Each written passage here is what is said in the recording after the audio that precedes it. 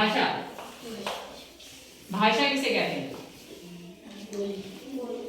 बोली को भाषा।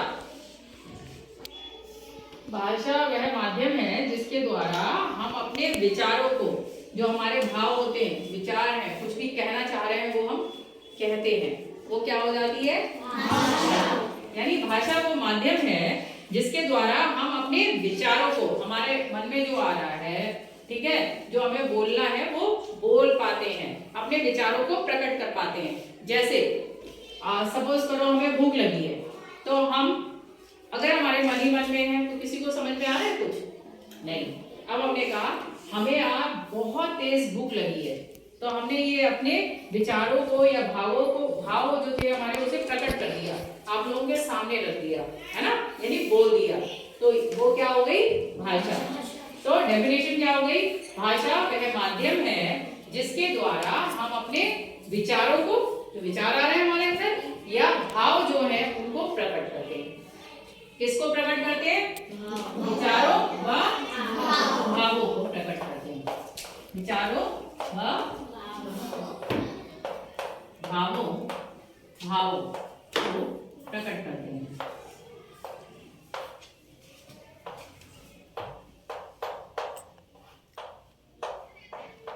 पूरी डेफिनेशन हो जाएगी, भाषा वह माध्यम है जिसके द्वारा हम अपने विचारों को व भावों को प्रकट करते हैं। अपने विचारों व भावों को प्रकट करते हैं, उस माध्यम को क्या कहते हैं हम? भाषा। भाषा के दो रूप होते हैं। कितने रूप हैं भाषा के? दो रूप। पहला, हम अपने भावों को कैसे प्रकट कर सकते हैं? या तो हम बोल के, और जिसे बोलना नहीं आता या जो बोलना नहीं चाह रहा है वो लिख के भी कर सकता है। तो एक तो बोलकर करते हैं, बोलकर उसे क्या बोलते हैं? मौखिक भाषा। आपका मौखिक पेपर होगा ना, यानी कि जिसमें आप सिर्फ बोलोगे, लिखोगे नहीं। तो पहला रूप भाषा का कौन सा हो गया? मौखिक भाषा। दूसरा होता है लिखित भाषा। लिखित, पहला भाषा का रूप हो गया मौखिक और दूसरा होता है लिखित। मौखिक, मौखिक मीन्स होता है बोलकर, यानी कि अगर हम अपने विचारों और भावों को बोलकर प्रकट कर रहे हैं। जैसे हम कह रहे हैं फैजिया आप सही से पढ़ाई करो, तो हमने यहाँ क्या किया? बोलकर किया, तो ये क्या हो गया? मौखिक भाषा। या हमने पूछा आपसे अपनी तहसील का नाम बताओ। तहसील और जिले में क्यों कंफ्यूज होते हो? तहसील का नाम बिलासपुर। तो इन्होंने हमें बोल कर बताया, तो ये क्या हो गया? भाषा का कौन सा रूप? मौखिक रूप। अब यही चीज हम जैसे बोल रहे हैं कि इनका नाम कल्पना है, तो हम यहाँ पर लिख दें कल्पना। ठीक है, ये हमने क्या किया? लिखा।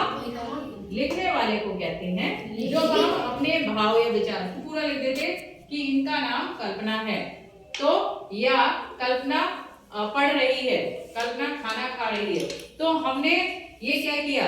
विचारों को या भावों को क्या किया? लिखकर प्रकट किया ना जी। तो लिखने वाले को बोलते हैं, लिखकर अगर हम प्रकट करते हैं तो उसे बोलते हैं भाषा का लिखित। और ऐसे समझिए आपके दो तरह के पेपर होंगे, ठीक है? लिखित होंगे यानी लिखने वाले, जिसमें आप कॉपियों में लिखेंगे, आपको क्वेश्चन पेपर मिलेगा, क्वेश्चंस उसमें लिखे होंगे, आपको आंसर लिखने होंगे, ठीक है? वो हो गया लिखित। दूसरा होता है मौखिक। मौखिक यानी कि ओरल, इंग्लिश में इसे बोलते हैं मौखिक को। मौखिक को यानी कि बोलने को जो बोलकर प्रकट करोगे, मौखिक यानी ओरल। ओरल टेस्ट होते हैं जी जी। और लिखने वाले जो आपके एग्जाम होते हैं उन्हें क्या बोलते हैं? रिटन। रिटन एग्जाम होते हैं, है ना? या रिटन टेस्ट होता है। ओरल टेस्ट होगा बोलकर, हम आपसे सुनेंगे, बताओ अपने देश का क्या नाम है? भारत में कुल कितने राज्य हैं? 28। तो ये हमने आपसे सुना, ठीक है? आपने बोलकर यहाँ पर भाव प्रकट किए, विचार प्रकट किए, तो ये हो गया मौखिक भाषा हो गई। और अगर इंग्लिश में बोले तो ओरल, ये ओरल हो गया आपका। और अगर हम आपको पेपर सॉल्व करने को देंगे तो वो आपका रिटन हो जाएगा। और जब आप अपने विचारों को या भावों को लिखकर प्रकट करते हैं तो उसे क्या बोलते हैं? लिखित भाषा, यानी भाषा का लिखित रूप। अच्छा, एक चीज और ध्यान रखिए, अपनी मातृभाषा कौन सी है? हिंदी। अपनी मातृभाषा है हिंदी। और जो भी भाषा होती है वो किसी ना किसी लिपि में लिखी जाती है, ठीक है? तो अपनी हिंदी भाषा की लिपि का नाम है देवनागरी। देवनागरी लिपि में।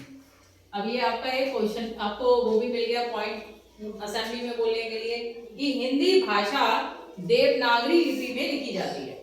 हिंदी भाषा कौन सी लिपि में लिखी जाती है? देवनागरी में। तो भाषा समझ में आ गया? भाषा क्या है? वो एक माध्यम है। क्या है? माध्यम।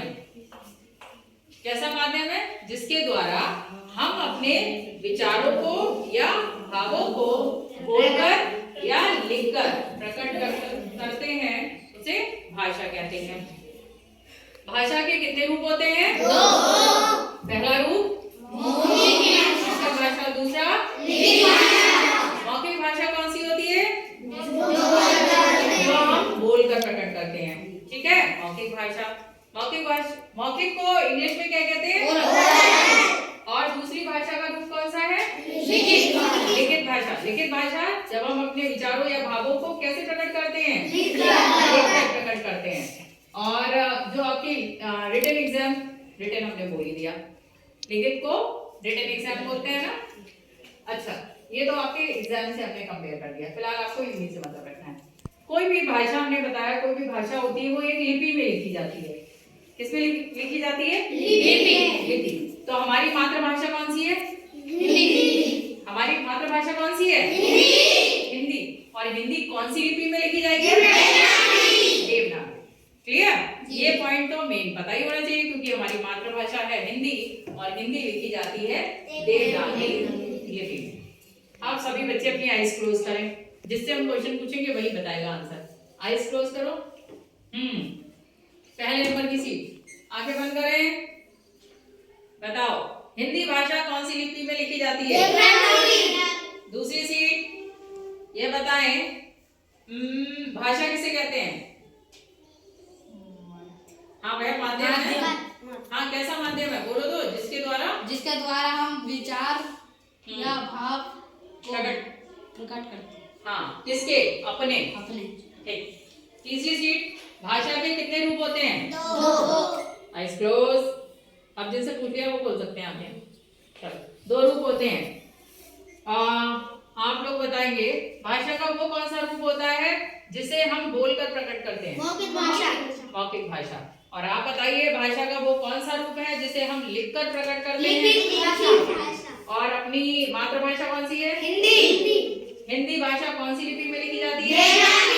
चलिए, आंखें खोल के ये हो गया, ये बोर्ड पर लिखा हुआ था ना, आप लोग देख के फिर चीटिंग करते हैं। अब पता लग गया कि आप लोगों को समझ में आ गया। तो भाषा के कितने रूप हैं? 2।